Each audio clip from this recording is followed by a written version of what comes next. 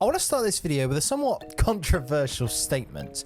Modern Warfare 3, at its core, is a brilliant Call of Duty game. And I want to take the opportunity in this video to talk about the direction that Modern Warfare 3 is going and how I think that actually it's turning out to be a phenomenal experience, minus a few little issues, which obviously we will touch upon. Now, first of all, I want to show you this picture of what we got in Season 1 of Modern Warfare 2 last year. Now, bear in mind, we did get Warzone 2, but then so did everyone else for free. If you paid for the multiplayer, if you paid for Modern Warfare 2, this is what you got. 2 new maps, Shoot House and Shipment, the first raid, a new co-op mission, and the CDL mosh pit. This was by far the most lackluster punch in the face we have ever got in the Call of Duty community. Now, the reason I bring this up is because with Modern Warfare 3, with Sledgehammer Games, already in the first week, we have been given 4 maps. Granted, they are from the game previous, but that's besides the point. We have been given 4 maps. We have been given a test server. We have been given a playlist update. We have been given so much communication that it is beyond a joke when you compare it to Infinity Ward. And I really do think that Sledgehammer need more credit than they are getting.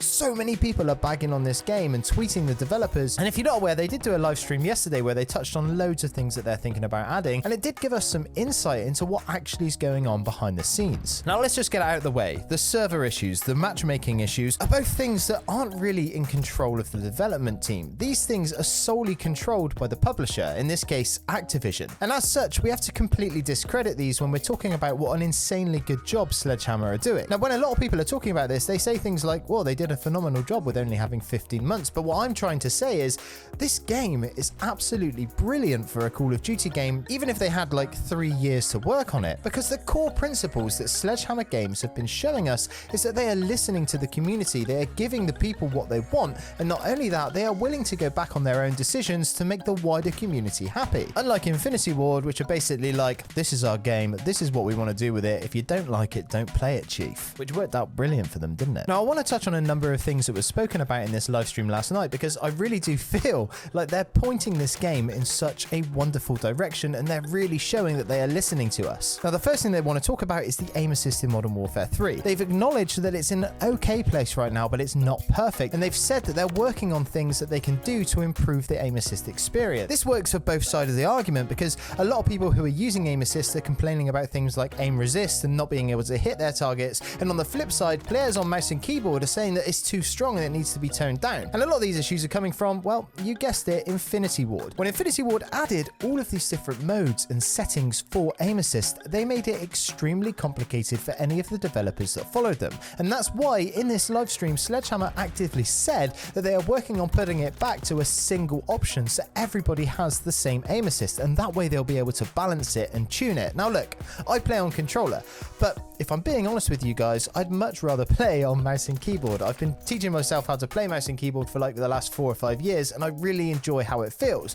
The problem is, and I know a lot of people won't like to hear this, but the aim assist in Call of Duty, and Call of Duty specifically, is so strong that a lot of the time it makes it seem like it's really not worth playing mouse and keyboard at all. The fact that they're even talking about aim assist is so much more than we had from Infinity Ward last year, and it's so refreshing to hear a development team that is active in the community and seems to have like an ear to the ground and know what everybody is talking about. And this goes as far as like even down to the fact that we wanted slide cancelling back, so they've tried to add it in a way that wasn't as spammy as Modern Warfare 2019. It didn't work out very well when they first released the game, so they reverted some of those changes to tweak it a little bit more so that now we have movement that feels a lot more fluid. Now look, one of the problems that we had with the sliding is that because there is now dolphin diving, you have to actively change it so that you can't dolphin dive, so that there is no input delay when you hold B or circle, whatever your input is. But they actually said in this live stream that they realized that this isn't a very good fix, and as a result they're working on finding a way to bind it to a separate button so that even if you're on controller, you'll be able to slide and dive without having to deal with any of that obnoxious delay. And the reason that I'm bringing any of this up at all is that it really does show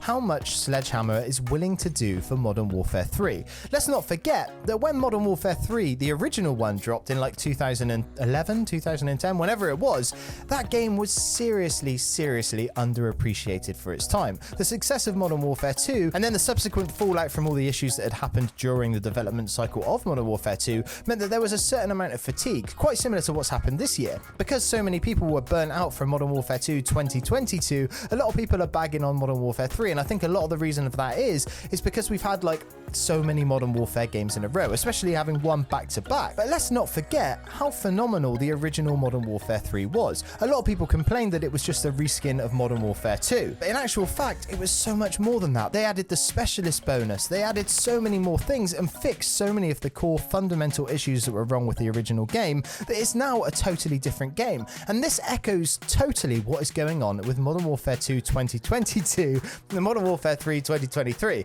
And if it's getting a bit complicated, I do apologise, but it's not my fault that they can't come up with a brand new IP. Things like adding an experimental test server where they can actually add things into the wild, see what the players think of it, try things that are a bit wacky, and if it works they could then later on add it into the main playlist. Things like this are such a breath of fresh air because it says to me that Sledgehammer aren't just putting out this multiplayer experience to get a quick buck and then when Warzone comes it all gets dropped to the wayside. Don't get me wrong, I love playing Warzone and I will be covering Warzone when it comes out, but the fact of the matter is I paid £85 for this game.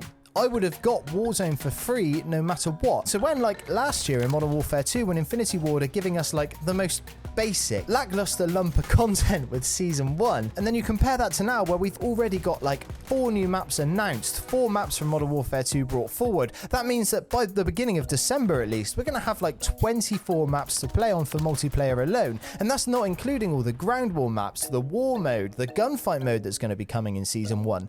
The content that we're getting with this game is absolutely phenomenal. I know it's a shame that the skill-based matchmaking is burning everyone out. I know that it's so anti-consumer and it is really dampening a lot of people's experience. But the thing is, like I said before, that's not Sledgehammer's doing. And I really do think that this development studio really cares about the core Call of Duty fundamentals, the core Call of Duty community. They want to give the community what they want. They want this game to be the best it can be despite all of the pressures and all of the things that Activision and Infinity Ward are putting on them. And I think it's really starting to show. We have never had this sort of communication in the first week of a Call of Duty, not for years and years and years. In fact, the last development team that I can think of that actually listened to community feedback was, well, you guessed it, Sledgehammer again in World War II. When they released Call of Duty World War II, no one liked the game. So what did Sledgehammer do? They completely reworked it from the ground up and turned it into essentially a phenomenal Call of Duty game. And this fills me with so much hope for the next year of Call of Duty. Next week, we're going to have a playlist update, which is going to give us Rust 24/7, which I know a lot of people are going to be excited for, especially if you're grinding out those camos. We're also going to have a 10v10 mosh pit, which is going to help exponentially with the big maps that we have from Modern Warfare 2. And with those higher player counts is quite naturally going to come a lower skill-based matchmaking, which is what we're all secretly hoping for, I know. We've had weekly challenge updates so that you can work towards new camouflages and new aftermarket parts for guns. Already, we've got so much content in this game. It's really hard not to give these developers some sort of props for their efforts.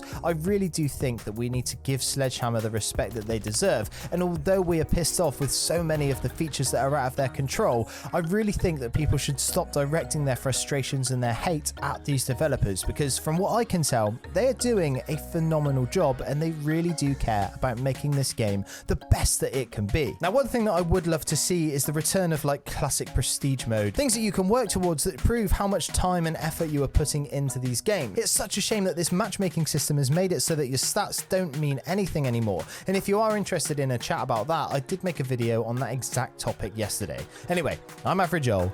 Peace.